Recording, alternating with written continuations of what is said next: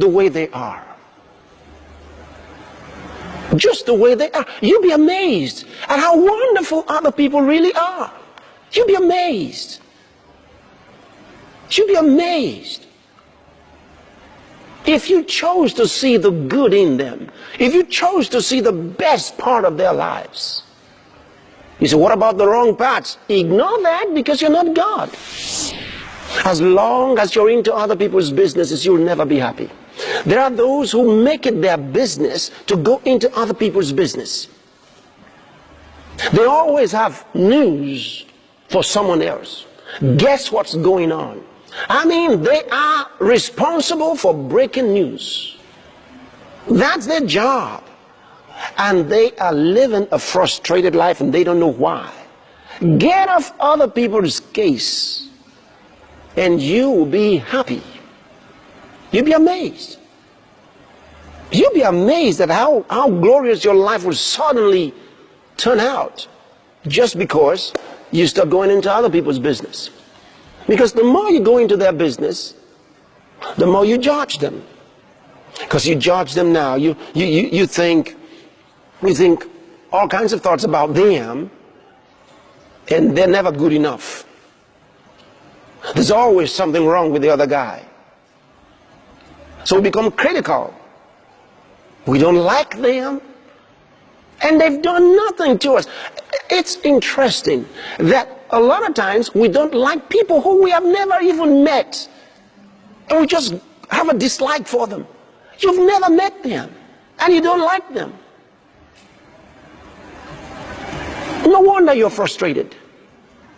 No wonder you're unhappy. No wonder you're not successful. How could you just decide you don't like that fellow? He doesn't even know you. And yet you've got a burden of judging him and saying things, all manner of things about him and against. You love to hear something negative about them. When you hear something negative about them, you say, yes, I know, that's true. You were not even there. The fellow who told you wasn't there. Nobody was there, and you heard it. And you loved it. You loved the story because it was good enough for you. So you can pass it on. You know what the Bible says? It says a gossip spreads a message, a story. Spreads it. It says, but a righteous man puts a stop to it. A dependable, trustworthy man stops the gossip. If you pass a gossip on, you're not trustworthy yourself. You're not trustworthy. See, that's what the Bible says. So if you keep passing the message, you're just as bad as the one who started it in the first place. So what you do is, you stop it. You put a stop to it. If the story got to you, you put a stop to it. You're not going to be a garbage can. See, you're not going to let anybody put something into you, introduce terrible stories into your life. Remember this. Remember this. You know, we can slander anybody. And when you slander others, God holds you responsible. See, we should never tell stories that make other people dislike those we're talking about. It's wrong.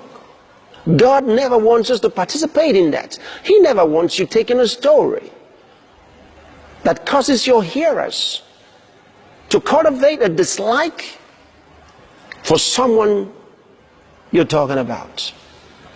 Our responsibility is to give a good picture of others. You say, what if they're that bad? Well, then don't talk about it.